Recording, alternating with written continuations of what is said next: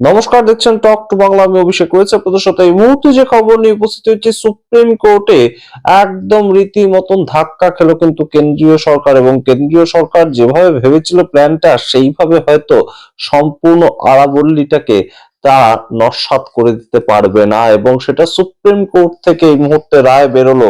Supreme কোর্টে গতকাল সোমবার দিন দুটো শুনানি খুব গুরুত্বপূর্ণ ছিল। একটা আপনাদেরকে ইতিমধ্যেই জানিয়েছি যে উন্নাও যে যৌন নির্যাতন, সেইটার ক্ষেত্রে স্টে দিয়েছে সুপ্রিম কোর্ট, আপনারা দেখতে পারেন। আর একটা আলাদা ভিডিও আমরা তৈরি করেছি। তার সঙ্গে এই মুহূর্তে আরো একটা গুরুত্বপূর্ণ মামলা গতকালই হয়েছে, এবং জাস্টিস সূর্যকান্ত প্রধান বিচারপতি, তার বেঞ্চে উঠেছিল মামলাটা। সেটা হচ্ছে আরাবল্লী সংক্রান্ত যে বিষয়টা এই মুহূর্তে তৈরি হয়েছে, সেখানে সুপ্রিম কোর্ট কি বলছে। কেন্দ্রীয় সরকার তো সম্পূর্ণ বিলটাকে আবার প্রত্যাহার করে নিয়েছে, স্থগিত রেখেছিল খনন কার্য, কিন্তু কেন্দ্রীয় সরকার তাদের কি বক্তব্য এই আরাবল্লী পর্বত সম্বন্ধে? তার কারণ ইতিমধ্যেই সবচেয়ে গুরুত্বপূর্ণ যে প্রেক্ষাপটটা তৈরি হয়েছিল, যে কেন্দ্রীয় সরকারের আনা একটা আইন, এবং সেই আইন অনুযায়ী আরাবল্লী পর্বতমালার কোন কোন পাহাড়গুলোকে আরাবল্লী পাহাড় বলা হবে, সেটা নিয়ে একটা বড়সড় দ্বন্দ্ব তৈরি হয়েছিল, এবং সুপ্রিম কোর্টের দেওয়া একটা আদেশের উপর ভিত্তি করে মূলত দ্বন্দ্বটা তৈরি হয়েছিল। কিন্তু এবারে সুপ্রিম কোর্ট সরাসরি কোথাও গিয়ে সম্পূর্ণ আগের তাদের দেওয়া যে আদেশ, 20শে নভেম্বর 2025 সালে তাদের দেওয়া যে আদেশ, সেটার থেকে কিন্তু সরে আসলো, এবং অবশ্যই ঐতিহাসিক একটা সিদ্ধান্ত, ঐতিহাসিক একটা রায় এই মুহূর্তে কিন্তু সামনে উঠে এলো। আপনাদের সমস্তটা ব্যাখ্যা করে বলবো, তার আগে অবশ্যই টক টু বাংলা ইউটিউব চ্যানেলকে সাবস্ক্রাইব করুন, এই ভিডিও দেখুন শেষ অব্দি স্কিপ না করে। এই মুহূর্তে সবচেয়ে গুরুত্বপূর্ণ রায় যেটা বেরিয়ে এসেছে সুপ্রিম কোর্টের তরফ থেকে, আরাবল্লী পাহাড় তাকে খনন কার্য করা হবে, সেটাকে সংক্রান্ত করে সুপ্রিম কোর্ট গতকাল দেখুন একদম জানিয়েছে, আগে নির্দেশ স্থগিত রাখলো সুপ্রিম কোর্ট, বিতর্কিত সংজ্ঞা সহ নভেম্বরে দেওয়া রায় আপাতত কার্যকর করা যাবে না। একদম সরাসরি বিতর্কিত সংজ্ঞা। বিতর্কিত সংজ্ঞাটা কি? বিতর্কিত সংজ্ঞাটা ছিল, কেন্দ্রীয় সরকার একটা হঠাৎ করে বিল আনে, এবং সেখানে আরাবল্লী পর্বত সম্বন্ধে যে সবচেয়ে গুরুত্বপূর্ণ জায়গাটা উঠে আসে, যে আরাবল্লী পাহাড় কাকে বলা হবে। আরাবল্লী পাহাড় বা যে কোনো পাহাড়ই আমরা ধরি হচ্ছে সমুদ্র পৃষ্ঠ থেকে তার উচ্চতা, সমুদ্র পৃষ্ঠ অর্থাৎ সমুদ্রের যে সি লেভেল, সেখান থেকে তার উচ্চতা, পাহাড়ের উচ্চতাটা, সেটাই আমরা ধরি। কিন্তু এই ক্ষেত্রে হঠাৎ করে কেন্দ্রীয় সরকার কি আইনটা আনলো, আশেপাশের যে সমতল ভূমি, সেখান থেকে 100 মিটার পর্যন্ত যে কোনো উচ্চতা সংক্রান্ত পাহাড়কে আরাবল্লী পাহাড় ধরা হবে। এবং আরাবল্লী পর্বতমালার সংজ্ঞাটা কি? সেই সংজ্ঞাটা হচ্ছে যে 500 মিটারের মধ্যে এই ধরনের যদি একাধিক পাহাড় থাকে, তাহলে সেই জায়গাটাকে আরাবল্লী পর্বতমালা হিসেবে ধরা হবে। এবং আপনাদের এখানে একদম সরাসরি রিপোর্টে লেখা আছে, দেখুন, আরাবল্লী পাহাড় শ্রেণী কোন অংশকে আরাবল্লী পাহাড় বলে বিবেচনা করা হবে তা নিয়ে সম্প্রতি একটি সংজ্ঞা নির্ধারণ করে কেন্দ্র। সমুদ্র পৃষ্ঠ থেকে নয়, বরং আশেপাশের এলাকার থেকে 100 মিটার বা তার বেশি উচ্চতার ভূখণ্ডকে কেবলমাত্র আরাবল্লী পাহাড় বলে গণ্য করা হবে, এমনটাই ছিল কেন্দ্রীয় পরিবেশ, বন এবং জলবায়ু মন্ত্রকের প্রস্তাবিত সংজ্ঞা। এবং সেই সংজ্ঞার ওপরেই গত মাসে, অর্থাৎ নভেম্বর মাসের 20 তারিখ, সেই সংজ্ঞায় সিলমোহর দিয়ে ফেলে সুপ্রিম কোর্ট। এবং সেই সংজ্ঞায় সুপ্রিম কোর্ট সিলমোহর দেওয়ার পর থেকেই বিভিন্ন জায়গা থেকে আমরা দেখতে পাই যে রাজস্থান এবং হরিয়ানা, সেখানকার বিভিন্ন অঞ্চলে একদম সরাসরি প্রতিবাদ শুরু হয়, এবং সাধারণ মানুষ রাস্তায় নেমে পড়েন।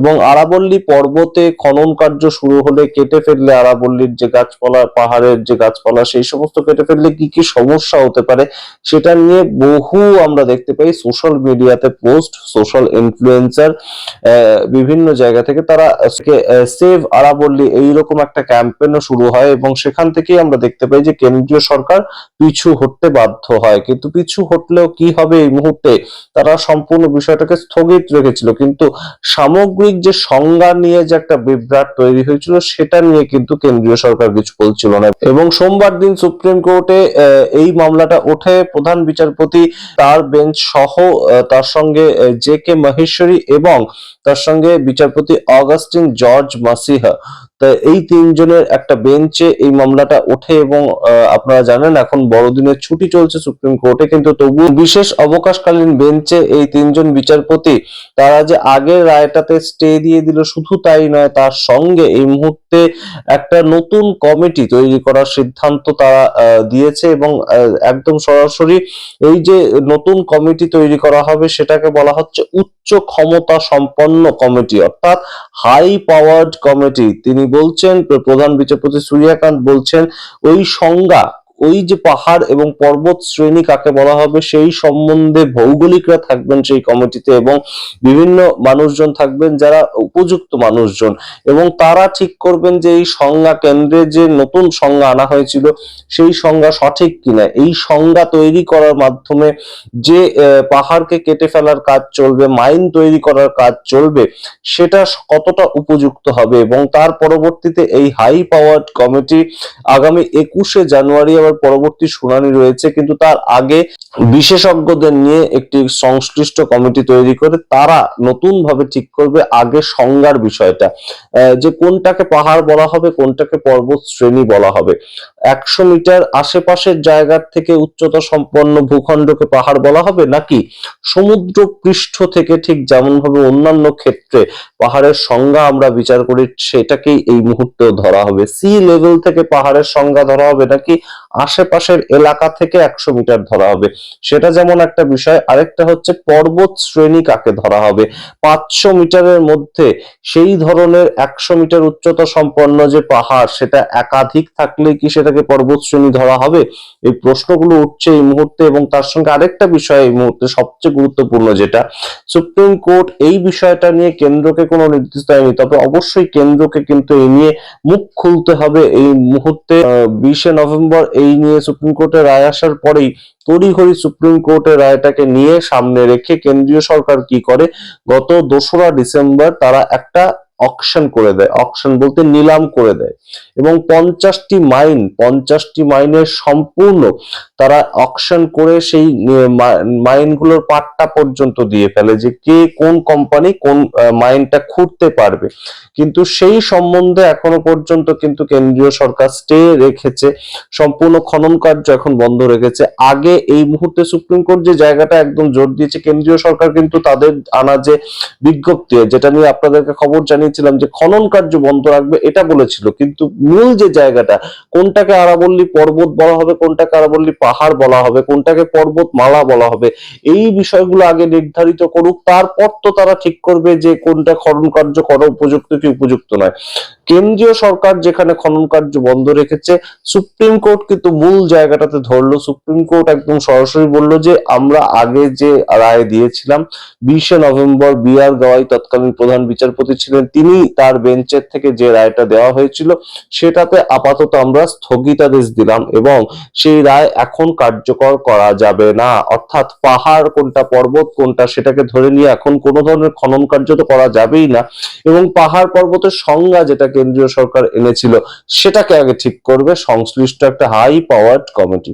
সুতরাং বুঝতেই পারছেন এই মুহূর্তে বড়সড় ধাক্কা কেন্দ্র তো খেলোই, এবং কেন্দ্রীয় সরকার যে জায়গাটা একদম অ্যাভয়েড করে চলে যেতে চাইছিল, তারা দেখতে পাচ্ছিল যে একটা সমস্যা তৈরি হয়েছে, বিভিন্ন জায়গা থেকে সাধারণ মানুষ রাস্তায় নামছে, সোশ্যাল মিডিয়া ইত্যাদি ঘটনা ঘটছে, তাই জন্য আপাতত খনন কার্য বন্ধ। কিন্তু সুপ্রিম কোর্ট কিন্তু মূল জায়গাটা ধরেছে, যে মানুষের যে মূল অশান্তির জায়গাটা, মানুষের যে মূল আপত্তির জায়গাটা, সেটা হচ্ছে যে সংজ্ঞা, পাহাড় কোনটা, সেই সংজ্ঞাটা বিভ্রান্ত তৈরি করার চেষ্টা করা হচ্ছে। কেন্দ্রীয় সরকার বিভ্রান্তি তৈরি করছে পাহাড়ের সংজ্ঞা নিয়ে, সেইখানটা কিন্তু খুব গুরুত্বপূর্ণ ভাবে এই মুহূর্তে সুপ্রিম কোর্ট তাদের পক্ষ থেকে রায় দিল এবং তাদের যে রায়টা সেটাকে একদম স্থগিত করে দিল। এই ধরনের ঘটনা সচরাচর ঘটনা, যে সুপ্রিম কোর্ট তাদের পূর্ব দেওয়া একটা রায় সেটাকে স্থগিত করলো। এবং সামগ্রিক ঘটনাটা কেন ঘটলো, সামগ্রিক ঘটনাটা কেন এই মুহূর্তে এতটা হাইলাইটেড হলো, সাধারণ মানুষের তৈরি করা আন্দোলনের ভিত্তিতে। সামগ্রিক রাখলাম আপনাদের সামনে আরাবল্লী সেভ আরাবল্লী। আপনারাও নিশ্চয়ই স্লোগান তুলেছিলেন, আপনারাও নিশ্চয়ই ক্যাম্পেনিং করেছিলেন ফেসবুক বা অন্যান্য সোশ্যাল হ্যান্ডেলে। তাই সবার এই ধরনের খবর জানা দরকার। সুপ্রিম কোর্টের বড় সড় একটা নির্দেশ এবং সেটার পক্ষে এই মুহূর্তে কিন্তু আরাবল্লী পর্বতমালা যারা এই আন্দোলনটা তৈরি করেছিল তাদের একটা বড় সড় জয় সুপ্রিম কোর্টে, এটাও কিন্তু অবশ্যই এলো। উন্নাওয়ের যে নির্যাতিতা তার পরিবারের ক্ষেত্রেও যেমন একটা জয়, আরাবল্লী নিয়ে সাধারণ মানুষ যারা লড়াই করেছিলেন তাদের ক্ষেত্রেও কিন্তু সুপ্রিম কোর্টে একটা বড় সড়ো জয় এই মুহূর্তে, তেমনই মনে করছে সংশ্লিষ্ট মহল। আপনারা কি মনে করেন অবশ্যই কমেন্ট বক্সে কমেন্ট করে দেখতে থাকুন টক টু বাংলা। অবশ্যই টক টু বাংলা ইউটিউব চ্যানেলকে সাবস্ক্রাইব করে দিন। ধন্যবাদ।